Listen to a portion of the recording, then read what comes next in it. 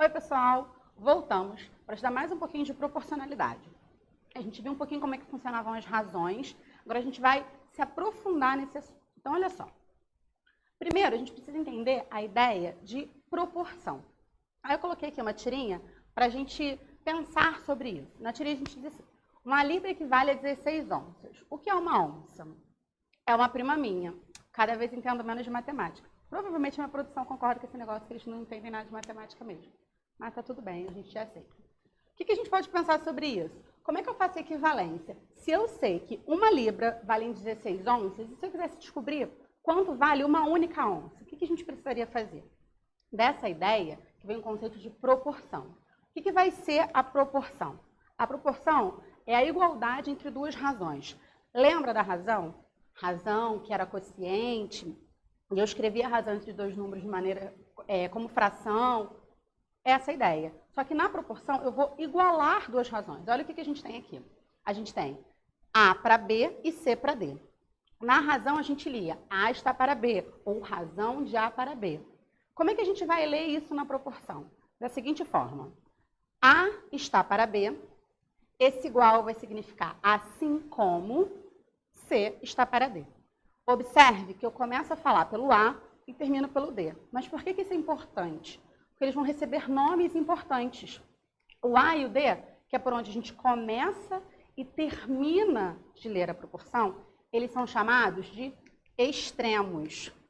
Olha só aqui no nosso vídeo. Enquanto o C e o D, que estão na parte intermediária da leitura, eles são chamados de meios. Ó, muito didático, esse vermelho. Então, por onde eu começo e por onde eu termino são os extremos.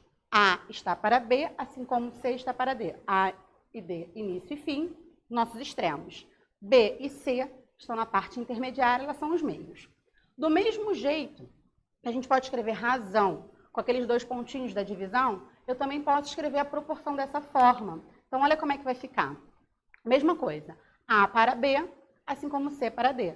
Dessa forma, a gente consegue identificar até melhor o que são meios e extremos. Observe o seguinte, os nossos extremos, o A que está no início, o D que está aqui no fim, os meios que estão aqui, ó, entre essas leituras. Só a marcação, ó, para a gente ver, A e D continuam sendo os meios, e B e C, desculpa, A e D continuam sendo os extremos, enquanto B e C são os nossos meios. Tudo bem?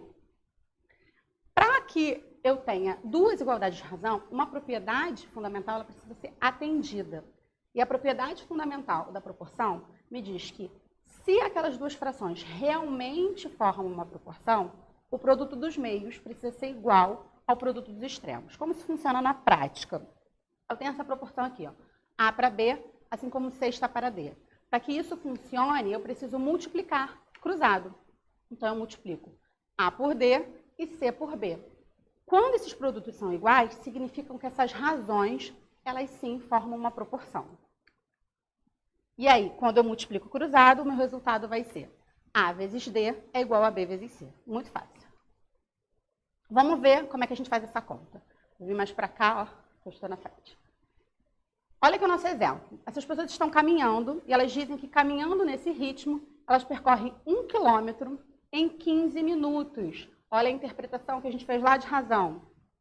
Se eu olhasse velocidade, que é a distância sobre tempo, eu teria que a velocidade delas seria 1 quilômetro em 15 minutos, e aí a gente conseguiria mudar as unidades. Se eu quero saber o seguinte, se a trilha percorrida possui 12 quilômetros, em quantos minutos ela vai ser percorrida? O que eu vou fazer? 1 quilômetro está para 15 minutos, porque ele diz que ele percorre 1 quilômetro em 15 minutos. 12 quilômetros, que é o que eu quero descobrir, está para X minutos, que é o que eu preciso fazer. Eu já sei que eles formam uma proporção. Aplica a propriedade fundamental, então a gente multiplica cruzado. Quando a gente multiplicar cruzado, a gente vai ter x vezes 1, que vai dar x, e 12 vezes 15, que vai dar 180. Então, se ele faz 1 quilômetro em 15 minutos, ele demora 180 minutos para percorrer os 15 quilômetros da trilha. Desculpa, os 12 quilômetros da trilha. Muito fácil. Um conceito importante de proporcionalidade são as grandezas e a relação entre essas grandezas. O que são as grandezas? Primeiro, grandeza é tudo aquilo que pode ser medido ou contado. Todas as grandezas vão ter uma unidade de contagem ou de medição. Olha os nossos exemplos. A capacidade de um copo. A capacidade de um copo é uma grandeza. Como a unidade que eu vou usar para verificar a capacidade dela, que normalmente é mililitro, vai ser a unidade dessa grandeza. Velocidade. Velocidade é uma grandeza. Quilômetro por hora é a unidade dessa grandeza. Outro exemplo aqui, ó, área, que eu tenho campo de futebol. A área é uma grandeza. A unidade de medida de área, normalmente, metros quadrados, dependendo se for extensão territorial, a gente usa em quilômetro quadrado. Existem outras grandezas. Essas grandezas se relacionam de acordo com os números a relação entre os números que se estabelece. Então, eu tenho grandezas que podem ser diretamente proporcionais. Olha o meu exemplo. Eu tenho esses 3 quadrados aqui, e cada quadrado azul tem lado 2, o quadrado laranja tem lado 4 e o verde tem lado 6. Se eu fizer o perímetro desses quadrados, o que é o perímetro? Somar todos os lados desse meu quadrado. O quadrado azul, que tem lado 2, vai ter perímetro 8. Vou somar 2 mais 2 mais 2 mais 2, 8. O quadrado vermelho, que tem lado 4, vai ter perímetro 16. O quadrado verde, que tem lado 6, vai ter perímetro 24. Olha como é que essas razões funcionam. Quando eu aumento o lado do meu quadrado, consequentemente, eu aumento o perímetro. Essas duas grandezas, elas não aumentam junto, então elas vão ser chamadas de grandezas diretamente proporcionais, porque a relação de crescimento de uma leva o crescimento da outra. Elas se relacionam crescendo simultaneamente. E aí observa que elas são proporcionais, porque olha só, quando eu pego o lado e multiplico por 2, o perímetro também é multiplicado por 2. Quando eu pego o lado e multiplico por 3, o meu perímetro também vai ser multiplicado por 3. Existe uma constante de crescimento. Essa constante de crescimento a gente vai chamar de razão de proporcionalidade. Em alguns lugares, vai ser constante de proporcionalidade, significa a mesma coisa. Olha como é que eu vou comparar. Eu vou comparar lado para perímetro. No caso verde, lado 2 me gera um perímetro 8. No caso, no caso azul. No caso vermelho, meu lado 4 gera um perímetro 16. No caso verde, meu perímetro 6 o meu lado 6 gera um perímetro 24. Se eu simplificar essas frações, eu vou chegar na mesma relação entre o lado e o perímetro. Então, olha só, vai dar 1/4. Isso aqui é a nossa razão de proporcionalidade. Independente deles serem diretamente proporcionais ou inversamente proporcionais, que a gente vai ver no próximo slide, existe uma razão de proporcionalidade, se existir uma relação entre aquelas grandezas. Aqui, ó, nossa razãozinha é 1/4. Olha um outro exemplo, para a gente ver de diretamente proporcional.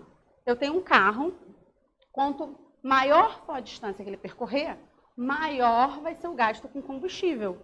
Então, distância e consumo de combustível vão ser diretamente proporcionais, porque eles crescem juntos. Aqui é um quadro só para a gente ver essa informação. Qual é a leitura desse gráficozinho para a gente? Se o carro percorrer 20 quilômetros, ele está dizendo que ele gasta 2 litros. Então, a relação entre a quilometragem e o gasto é 20 para 2. Se ele percorrer 25, aqui está dizendo 2,5 litros. Então, 25 para 2,5. Se ele percorrer 35, ele gasta 3,5 litros. Se a gente simplificar todas essas frações, vai dar 10, que vai ser a razão de proporcionalidade para esse gráfico. Isso significa que sempre que eu relacionar distância e consumo de combustível vai dar sempre esse mesmo valor? Claro que não. A gente precisa verificar cada caso e ver qual é a constante ou a razão de proporcionalidade daquelas grandezas. Se agora as minhas grandezas elas não crescem juntas, imagina o seguinte: a Renata tem 60 figurinhas repetidas da Copa do Mundo, ela resolve dividir entre os amigos dela. Quanto mais amigos ela tiver para dividir, menor vai ser a quantidade que cada amigo vai receber. Isso faz sentido, né? Se eu vou dividir 60 figurinhas, por exemplo, entre 2 amigos, cada amigo recebe 30. Se eu dividir aí 60 figurinhas por 3 amigos, cada amigo recebe 20. Eu estou diminuindo a quantidade que cada um vai receber. Então, a quantidade que cada um vai receber e a quantidade de pessoas estabelece uma relação inversamente proporcional. Eu aumento o número de pessoas e diminuo a quantidade de figurinhas. Ó, a relação é o contrário, diferente do que acontecia entre a distância e o consumo de combustível. Olha aqui, ó, coloquei esse quadro aqui de novo para a gente ver como a gente estabelece a razão de proporcionalidade. Diferente do que acontecia lá no diretamente proporcional, que a gente montava a razãozinha, linda e maravilhosa, simplificava, achava qual era a razão de proporcionalidade, aqui a gente precisa tomar um cuidado. Quando a gente identifica que as grandezas são inversamente proporcionais, na hora de a gente montar a nossa razão, a gente vai ter que inverter o segundo número. Então, olha como é que vai ficar. Eu vou relacionar número de amigos pela quantidade de figurinhas que cada um vai receber. Então, quando eu tiver 2 amigos, ó, quando eu tiver 2 amigos, ele vai estar para 1 sobre 30, o inverso do número de figurinhas. Se eu tiver 3 amigos, 1 sobre 20, e assim por diante. Como é que a gente vai resolver para a gente encontrar essa razão de proporcionalidade? Divisão entre 2 frações, como é que faz? Repete a primeira e multiplica pelo inverso da segunda. E a gente vai achar que em todos esses casos, o valor sempre vai dar 60. Então, tá aí a nossa razão ou constante de proporcionalidade. Um último exemplo para isso ficar muito claro. Considere esse quadro que está relacionando velocidade e tempo. Quanto maior é a velocidade de um veículo, menor vai ser o tempo gasto para percorrer aquela distância.